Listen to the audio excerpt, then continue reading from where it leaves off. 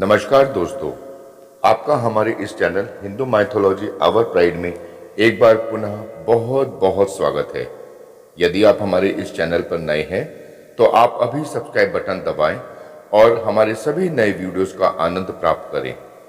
जय भोलेनाथ। इस वीडियो में आज हम आपको सोमवार व्रत कथा सुनाएंगे, जिसको सुनने मात्र से आपके घर में भगवान शिव की, माता पार्वती की हर प्रकार से कृपा प्राप्त होगी और आपके घर में सुख, शांति, वैभव और दीर्घायु प्रदान होगी।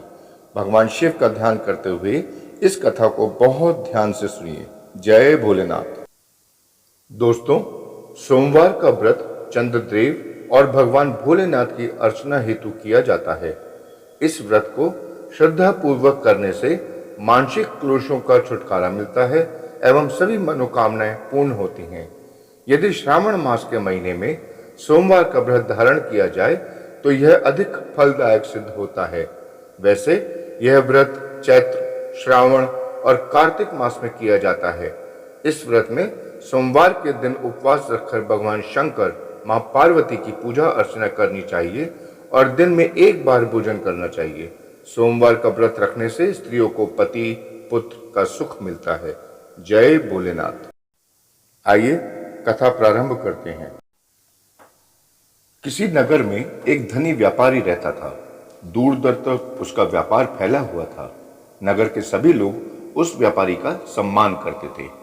इतना सब कुछ संपन्न होने के बाद भी वह व्यापारी बहुत दुखी था, क्योंकि उसका कोई पुत्र नहीं था, जिस कारण अपने मृत्यु के पश्चात व्यापार के उत्तराधिकारी की चिंता में वह हमेशा परेशान रहता था और यही चिंता उसे हमेशा सताती रहती थी। पुत्र प्राप्ति की इच्छा से व्यापारी प्रत्येक सोमवार भगवान शिव की व्रत पूजा करता और शाम के समय शिव मंदिर में जाकर शिव जी के सामने घी का दीपक जलाया करता था। उसकी भक्ति देखकर मां पार्वती प्रसन्न हो गईं और भगवान शिव से उस व्यापारी की मनोकामना पूर्ण करने का निवेदन किया। भगवान शिव बोले, हे देवी, इस संसार में सबको उसके कर्म के अनुसार ही फल प्राप्ति होती है। जो प्राणी जैसा कर्म करता है उसे वैसा ही फल प्राप्त होता है। शिवजी द्वारा समझाने के बावजूद मां पार्वती नहीं मानी और उस व्यापारी की मनोकामना पूर्ति हेतु भगवान शिव से बार बार अनुरोध करने लगी। अंततः माता के आग्रह को देखकर भगवान भोलेनाथ को उस व्यापारी को पुत्र प्राप्ति का वरदान देना पड़ा। वरदान देने के पश्चात भोलेनाथ मां पार्वती से बोले, आपके आग्रह पर मैंने पुत्र प्राप्ति का वरदान दे तो दिया, परंतु इसका यह पुत्र 16 वर्ष से अधिक समय तक जीवित नहीं रहेगा। उसी रात भगवान शिव उस व्यापारी के स्वप्न में आए और उसे पुत्र प्राप्ति का वरदान दिया। उसके पुत्र को 16 वर्ष तक जीवित रहने की भी बात भगवान शिव ने उस व्यापारी को बताई। भगवान शिव के वरदान से व्यापारी को खुशी तो हुई, लेकिन पुत्र की आयु की चिंता ने उस खुशी को नष्ट कर दिया। व्यापारी पहले की तरह सोमवार के दिन भगवान शिव का विधिवत व्रत करता रहा। कुछ महीनों के बाद उसके घर में एक अति सुंदर बालक ने जन्म लिया और घर में खुशियां ही खुशियां भर गईं। बड़े धूमधाम से पुत्र जन्म का समारोह मनाया गया, परंतु व्यापारी को पुत्र जन्म की अधिक खुशी नहीं हुई, क्योंकि उसको तो पता था कि उसे पुत्र की अल्पायु होगी और वो 16 वर्ष तक ही जीवित रह पाएगा। जब पुत्र 12 वर्ष का हुआ तो व्यापारी ने उसे मामा के साथ पढ़ने के लिए वाराणसी भेज दिया। लड़का अपने मामा के साथ शिक्षा प्राप्ति हेतु चल दिया। रास्ते में जहां भी मामा भांजे विश्राम हेतु रुकते, वहीं यज्ञ करते और ब्राह्मणों को भोजन कराते। लंबी यात्रा के बाद मामा भांजे एक नगर में पहुंचे। उस दिन नगर के राजा की कन्या का विवाह था, जिस कारण पूरे नगर को सजाया गया था। निश्चित समय पर बारात आ गई, लेकिन वर का पिता अपने बेटे की एक आंख से काणा होने के कारण बहुत चिंतित था। उसे भय था कि इस बात का पता चलने पर कहीं राजा विवाह से इनकार न कर दे, इससे उसकी बदनामी होगी। जब वर के पिता ने व्यापारी के पुत्र को देखा तो उसके मस्तिष्क में एक विचार आया। उसने सोचा, क्यों ना इस लड़के को दूल्हा बनाकर राजकुमारी के साथ विवाह कर दूं। विवाह के बाद इनको धन देकर विदा कर दूंगा और राजकुमारी को अपने नगर में ले आऊंगा। वर के पिता ने लड़के के मामा से इस संबंध में बात की। मामा ने धन मिलने के लालच में वर के पिता की बात स्वीकार कर ली। लड़के को दूल्हे का वस्त्र पहनाकर राजकुमारी से विवाह करने के लिए तैयार किया गया। विवाह के बाद राजा ने बहुत सारा धन देकर राजकुमारी को विदा किया।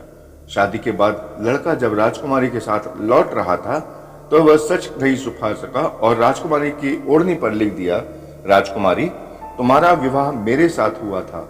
मैं तो वाराणसी पढ़ने के लिए जा रहा हूँ। अब तुम्हें जिस युवक की पत्नी बनना है वह काणा है। जब राजकुमारी ने अपनी ओढ़नी पर लिखा हुआ वह वाक्य पढ़ा तो उसने काणे लड़के के साथ जाने से इनकार कर दिया। राजा को जब ये बातें पता लगी तो उसने राजकुमारी को महल में ही रख लिया। उधर लड़का अपने मामा के साथ वाराणसी पहुंच गया और गुरुकुल में पढ़ना शुरू कर दिया। जब उसकी आयु 16 वर्ष की हुई तो उसने यज्ञ किया।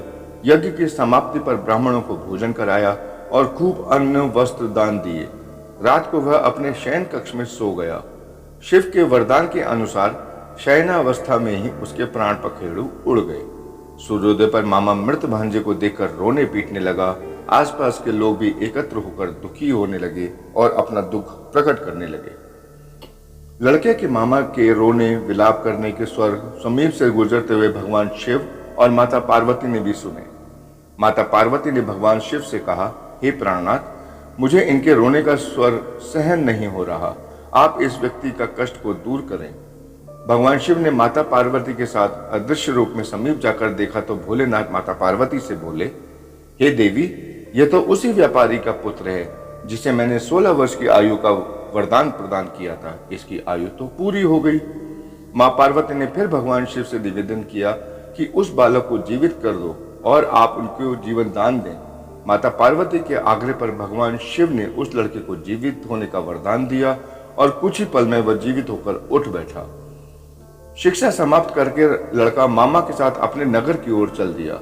दोनों चलते हुए उसी नगर में पहुंचे जहां उसका विवाह हुआ था। उन्होंने उस नगर में भी यज्ञ का आयोजन किया। समीप से गुजरते हुए नगर के राजा ने यज्ञ का आयोजन देखा और उसने तुरंत ही लड़के और उसके मामा को पहचान लिया। यज्ञ के समाप्त होने पर राजा मामा और लड़के को महल में लेके गया और वहां कुछ दिन उन्हें महल में रखकर खूब सारा धन, वस्त्र आदि देकर राजकुमारी के साथ विदा किया। इधर भूखे प्यासे रहकर व्यापारी और उसकी पत्नी बेटे की प्रतीक्षा कर रहे थे। उन्होंने प्रतिज्ञा कर रखी थी कि यदि उन्हें अपने बेटे की मृत्यु का समाचार मिला तो दोनों अपने प्राण त्याग देंगे। परंतु जैसे ही उन्होंने अपने बेटे के जीवित वापस आने के समाचार सुना तो वह बहुत प्रसन्न हुए। वह अपनी पत्नी और मित्रों के साथ नगर के द्वार पर अपने पुत्र और अपने पुत्र वधू को लेने के लिए पहुंच गए। अपने बेटे की विवाह का समाचार सुनकर पत्रवधू राजकुमारी को देखकर उनकी खुशी का ठिकाना न रहा। उसी रात भगवान शिव ने व्यापारी के स्वप्न में आकर कहा कि हे व्यापारी, मैंने तेरे सोमवार के व्रत करने के और व्रत कथा सुनने से प्रसन्न होकर तेरे पुत्र को लंबी आयु प्रदान की है। पुत्र के लंबी आयु जानकर व्यापारी बहुत प्रसन्न हुआ। भक्तजनों, भगवान शिव अपने भक्तों पर सदैव कृपा प्रदान करते हैं और शिव भक्त होने तथा सोमवार का व्रत करने से व्यापारी के सभी मनोकामनाएं पूर्ण हुई। इसी प्रकार जो भक्त सोमवार को विधिवत व्रत करते हैं और व्रत कथा सुनते हैं, उनकी सभी इच्छाएं पूरी होती हैं। भगवान भोलेनाथ उन पर सदैव कृपा बरसाते हैं और माता पार्वती और भोलेनाथ की कृपा से उनके घर में सदैव सुख, समृद्धि, धन धान्य, लंबी आयु और हर तरीके का सुख मिलता है। बोलो भगवान शिव की जय। बम बम बोले। ओम नमः शिवाय।